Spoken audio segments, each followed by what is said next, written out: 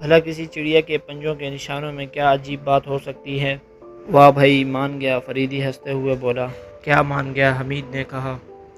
یہی کہ تم زندگی بھر ایک کامیاب جاسوس نہیں بن سکتے، فریدی نے کہا۔ چلیے میں مان لیتا ہوں، لیکن آخرکار آپ یہ تو بتائیں کہ ان نشانات میں سے ایسی کون سی عجیب بات ہے؟ زمین دیکھ رہے ہو کتنی سخت ہے، فریدی نے کہا، اور ابھی تک بارش بھی نہیں ہوئی، تو ایسی صورت میں کسی معمولی چڑیا کے نیچے اتنے گہرے نشانات نہیں بن سکتے۔ تو اس کا صاف صاف یہ مطلب ہوا کہ اس کا وزن تقریباً 3 سے 2.5 من تھا، اور اتنے وزن والی چڑیا کے اتنے چھوٹے چھوٹے پاؤں انتہائی مضحکہ خیز معلوم ہوتا ہے، اور اگر فوراً سوچو تو ایسا معلوم ہوتا ہے کہ کسی اونٹ کو گوریا کے پنجے عطا کر دیے گئے ہوں۔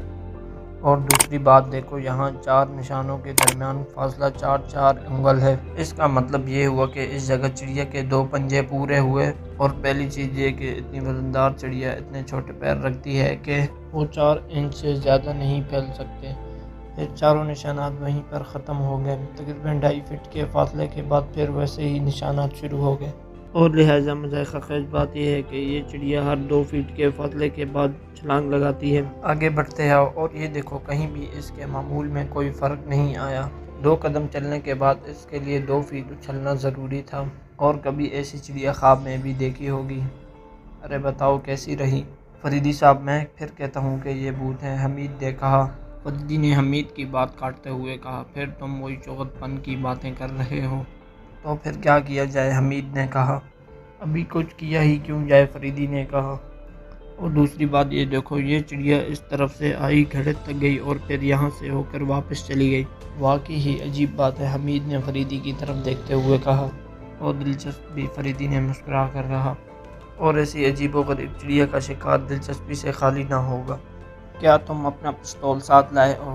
پستول تو میرے پاس ہے، مگر گھبراؤ نہیں، میری موجودگی میں بھوت تمہارا کچھ نہیں کر سکتے۔ آؤ میرے ساتھ چلو، فریدی نے اس کے کندھے پر ہاتھ رکھتے ہوئے کہا۔ کیا ان لوگوں کو ساتھ لے چلیں؟ حمید نے کانسٹیبلوں کی طرف اشارہ کرتے ہوئے کہا۔ عجیب ڈرپوک آدمی ہو، اتنے آدمی دیکھ کر اگر چڑیا اڑ گئی تو؟ اور تمہیں تو کوئی کہانیاں سنانے والی دادی اماں ہونا چاہیے تھا۔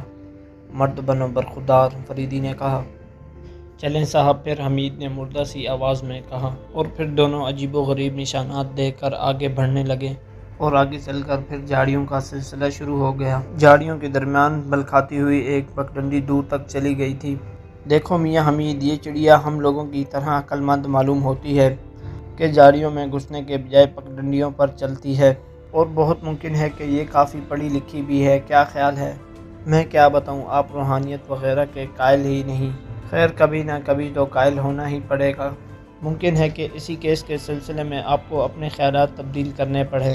بھائی تمہیں اس محکمے میں آنے کے لیے کس نے کہا تھا؟ تمہارے لیے تو کسی خانقاہ کی سجادہ نشین ہی بہتر ہے، اور میں تو تمہیں تمہارے ساتھیوں میں سب سے عقل مند سمجھتا تھا، لیکن تم نرے بیوقوف نکلے۔ اب جو چاہیں مجھے کہیں، لیکن مجھے پورا یقین ہے کہ یہ سب کام کسی انسان کا نہیں۔ اچھا چلو وہ بھوت ہی صحیح، لیکن واضح رہے کہ میں اپنے علاقے میں ایسے نامعقول بھوت کو بھی برداشت نہیں کر سکتا۔ دیکھیں ایسا نہ کہیں، حمید جلدی سے بولا۔ کیوں نہ کہوں؟ کیا بھوت تمہارے کوئی رشتہ دار ہیں؟ اور اگر ایسا ہے تو میں اپنے الفاظ واپس لیتا ہوں۔ آپ تو سمجھتے ہی نہیں، حمید برا منہ بنا کر بولا۔ کیا نہیں سمجھتا؟ فریدی نے کہا۔ اس کے بعد حمید چپ رہا۔ پھر تھوڑی دیر بعد فریدی نے کہا، ارے تم برا مان گئے ہو کیا؟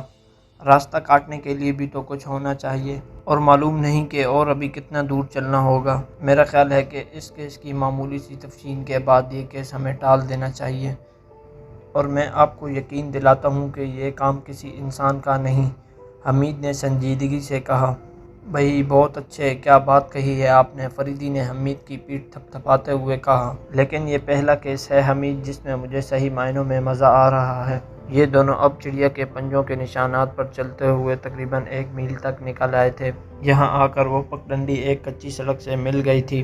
سڑک کے اس پار گھنی جھاڑیوں کا سلسلہ شروع ہو گیا تھا، اور یہاں وہ نشانات بھی مٹ گئے تھے۔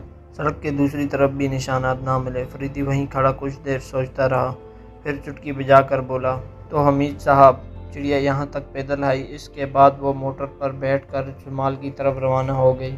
اور حمید بے ساختہ ہنسنے لگا۔ اس وقت مجھے اپنا بچپن یاد آ رہا ہے، حمید نے ہنسی روکتے ہوئے کہا۔ تم شاید مذاق سمجھ رہے ہو، فریدی نے سنجیدگی سے کہا۔ یہ دیکھو موٹر کے پہیوں کے نشانات۔ جنوب کی طرف سے کہیں نظر نہ آتے۔ کوئی موٹر یہاں تک لے آیا، اس کے بعد جنوب کی طرف سے شمال کی طرف گھمایا گیا اور یہیں سے چڑیا کے پنجوں کے نشانات بھی غائب ہیں۔ بہت ممکن ہے کہ چڑیا موٹر کی آواز سن کر اڑ گئی۔ پھر وہی بچپنے والی باتیں، اگر 2.5-3 من کی چڑیا اڑ سکتی تو اسے اتنی دور پیدل آنے کی کیا ضرورت تھی؟ یہ رہی بے پر کی حمید کہکا لگا کر بولا۔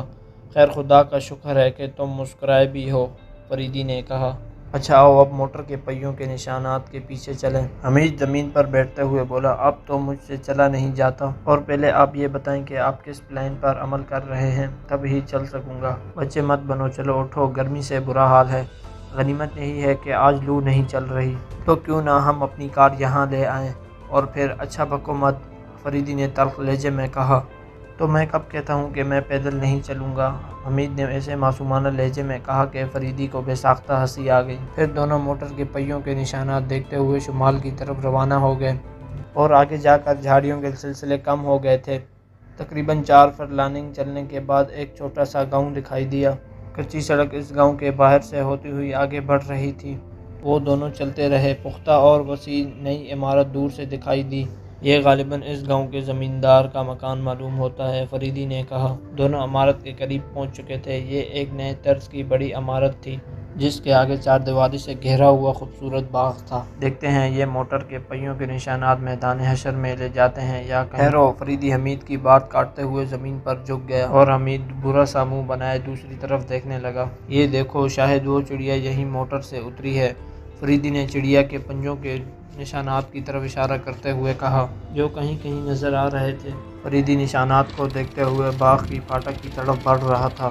وہ دونوں باغ میں داخل ہو گئے۔ ایک بڑا سا کتا غارتا ہوا ان کی طرف جھپٹا۔ پھر ایک دم سے جیک جیک نسوانی آواز آئی۔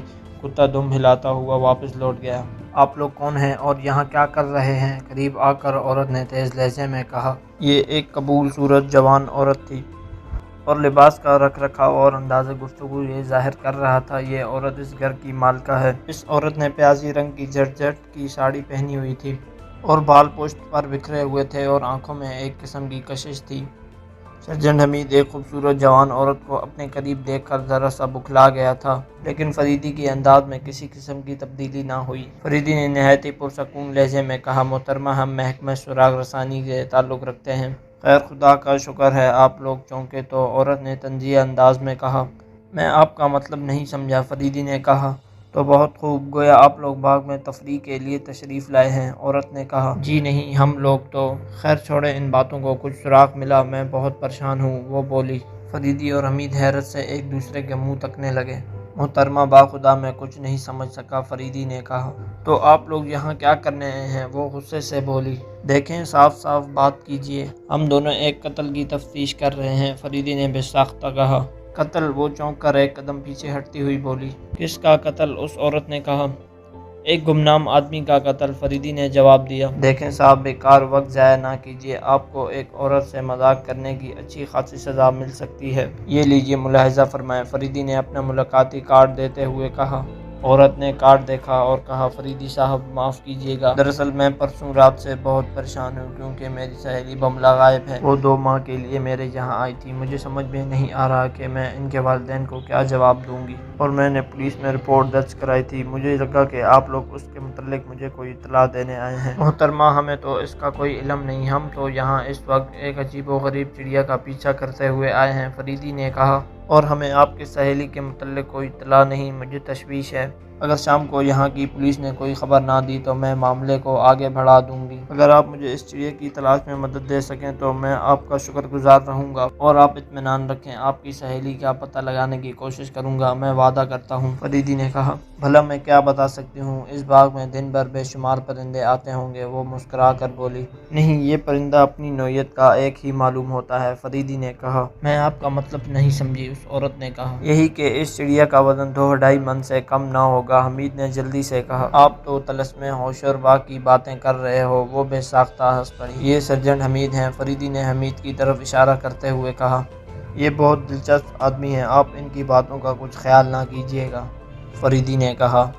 کوئی بات نہیں، عورت مسکرا کر بولی، اور فریدی کو اپنی حماقت پر افسوس ہو رہا تھا کہ اس نے چڑیا کا راز اتنی جلدی کیوں اگل دیا۔ گرمیوں کی دوپہر میں اتنی مسافت پیدل طے کر کے ذہنی توازن کو برقرار رکھنا آسان کام نہیں۔ بہرحال اپنی غلطی کا احساس ہوتے ہی وہ فوراً سنبھل کر بولا، محترمہ بات دراصل ایسی ہے کہ ہم لوگ آپ ہی کے معاملے میں تحقیقات کر رہے ہیں۔ ابھی ہمیں معلوم ہوا ہے کہ یہاں سے 3 میل کے فاصلے پر گاڑی سے ایک لاش برآمد ہوئی ہے، لیکن وہ کسی مرد کی ہے۔ آپ پریشان نہ ہوں، فریدی نے کہا۔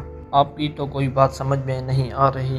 ابھی تو آپ چڑیا ٹھیک، فریدی نے اس کی بات کاٹتے ہوئے کہا۔ ہم سراغ رسانوں کے کام کرنے کے طریقے عوام کو سمجھ میں نہیں آ سکتے۔ بہرحال اگر آپ کو کوئی تکلیف نہ ہو تو ہمیں تھوڑا سا پانی پلائیں۔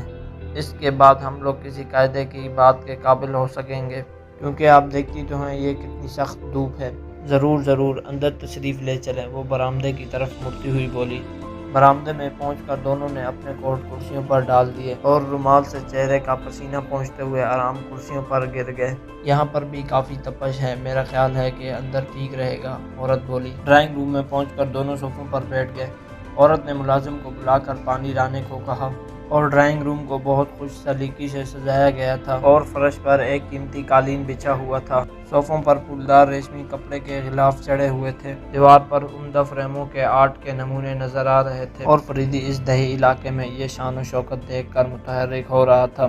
اور تھوڑی دیر کے بعد ملازم شیشے کے جگ میں پانی لایا۔ میرے خیال سے کچھ کھا بھی لیجیے، عورت بولی۔ جی نہیں شکریہ، فریدی نے پانی کی طرف ہاتھ بڑھاتے ہوئے کہا۔ دونوں نے جی بھر کے پانی پیا۔ کچھ دیر تک ادھر ادھر کی باتیں ہوتی رہیں۔ واقعی ہی بملہ دیوی کا اس طرح غائب ہونا حیرت انگیز ہے، فریدی بولا، اور حمید چونک کر فریدی کی طرف دیکھنے لگا۔ اسے حیرت ہو رہی تھی کہ فریدی چڑیا کی بات کرنے کے بجائے دیوی کی بات کر رہے ہیں۔ کیا بتاؤں انسپکٹر صاحب، مجھے بہت پریشانی ہے، عورت بولی۔ قدرتی بات ہے، فریدی سر ہلا کر بولا۔ اب میری سمجھ میں یہ نہیں آ رہا کہ ان کے والدین کو میں کیا جواب دوں گی، عورت نے کہا۔ کیا آپ نے انہیں اطلاع دی؟ ابھی تک تو نہیں دی، سمجھ میں نہیں آ رہا کہ خط میں کیا لکھوں۔ تو کیا وہ کہیں دور رہتے ہیں؟ فریدی نے کہا۔ جی ہاں، کانپور میں۔ اس کے والدین وہاں کے روئٹ میں بہت بڑے تاجر ہیں، شاید آپ نے نام سنا ہوگا، سیٹھ کرم چند۔ اوہ اچھا، تو یہ اپنے شوہر سے لڑائی کر کے یہاں آئی تھی، فریدی بولا۔ نہیں صاحب، ابھی اس کی شادی نہیں ہوئی، یہ میری کلاس فیلو رہ چکی ہے اور تبدیلی آب و ہوا کے لیے یہاں آئی تھی، تقریباً 1 ماہ کی بات ہے، اور ابھی 1 ماہ رہنے کا ارادہ تھا۔ کیا یہ ممکن نہیں کہ وہ کسی وجہ سے آپ کو اطلاع دیے بغیر کانپور چلی گئی ہو؟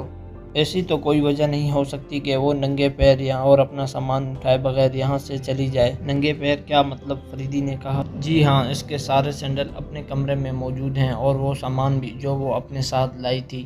حیرت کی بات ہے، فریدی حمید کی طرف دیکھتے ہوئے بولا۔ اچھا تو یہ بتائیں، اس دوران ان کے پاس کوئی خطوط وغیرہ آتے تھے؟ جی ہاں، زیادہ تر ان کے والدین یا منگیتر کے ہوتے تھے۔ کیا آپ کو یہ خطوط کبھی دیکھنے کا اتفاق ہوا؟ جی نہیں۔ اور اس کے منگیتر کا کیا نام ہے؟ رندھیر سنگھ۔ رندھیر سنگھ، فریدی نے تقریباً اچھلتے ہوئے بولا۔ کیا آپ نے کبھی اسے دیکھا ہے؟ جی ہاں، کئی بار۔ کیا وہ کبھی یہاں آیا تھا؟ نہیں، میں اس سے کانپور میں مل چکی ہوں۔ تب تو آپ کو میرے ساتھ کوتوالی چلنے کی زحمت کرنی پڑے گی۔ کیوں؟ عورت حیرت سے بولی۔ آج جس شخص کی لاش دھرمپور سے ملی ہے، اس نے اپنا نام رندھیر سنگھ بتایا تھا۔ ارے تو گویا، عورت کانپنے لگی۔ گھبرانے کی کوئی بات نہیں، فریدی اٹھتے ہوئے بولا، جلدی کیجیے۔ اور اچانک دروازے پر کھٹ کھٹ کی آواز سنائی دی اور ایک ادھیڑ عمر کا مضبوط آدمی کمرے میں داخل ہو کر کھڑا ہو گیا اور خلا کی طرف تاک رہا تھا، اور اس نے پتلون قمیض پہن رکھی تھی۔ بڑے سے لمبوترے چہرے پر اس کی ویران آنکھیں بہت ہی خوفناک معلوم ہو رہی تھی۔ دہانہ کافی پھیلا ہوا تھا اور دونوں کانوں کے درمیان گھنے بالوں کی لکیریں تھیں، اور چہرہ اس طرح صاف تھا کہ جیسے ابھی دھویا ہو، اور اس کی ناک کی نتنیں بھی پھلی ہوئی تھی۔ یہاں کون ہے؟ وہ گرج کر بولا۔ عورت گھبرا کر کھڑی ہو گئی۔ جی، یہ محکمہ سراغ رسانی کے انسپکٹر فریدی ہیں، بملہ والے کیس کی تحقیقات کے سلسلے میں یہاں آئے ہیں، وہ بولی، اور پھر وہ چھڑی سے زمین ٹٹولتے ہوئے آہستہ آگے بڑھ کر صوفے پر بیٹھ گیا۔ کہیں انسپکٹر صاحب، کچھ پتہ چلا؟ ابھی تک تو کچھ معلوم نہیں ہو سکا، فریدی نے کہا۔ یہ مجھے اپنے ساتھ کوتوالی لے جانا چاہتا ہے، وہ عورت بولی۔ کیوں؟ اس نے تیز لہجے میں کہا۔ یہاں کہیں کوئی قتل ہو گیا ہے؟ تو پھر اس قتل میں تمہیں کیا سروکار؟ بوڑھے کے لہجے میں حیرت تھی۔ میرا خیال ہے کہ مقدور بملہ دیوی کا منگیتر ہے، فریدی نے کہا۔ چلیں، 1 نشد 2 شد، وہ جھنجھلا کر بولا۔ ابھی بملہ ہی نے ناک میں دم کر رکھا تھا، اور اب ان کے منگیتر بھی اللہ کو پیارے ہو گئے، لا حول ولا قوت۔ جاؤ بھائی جاؤ، لیکن جلدی لوٹ آنا۔ اور خبردار اب تمہاری کوئی منحوس سہیلی اس گھر میں قدم نہ رکھنے پائے۔ وہ تینوں اٹھ کر باہر آئے۔ عورت نے ڈرائیور کو کار لانے کا کہا اور تینوں کار میں بیٹھ کر روانہ ہو گئے۔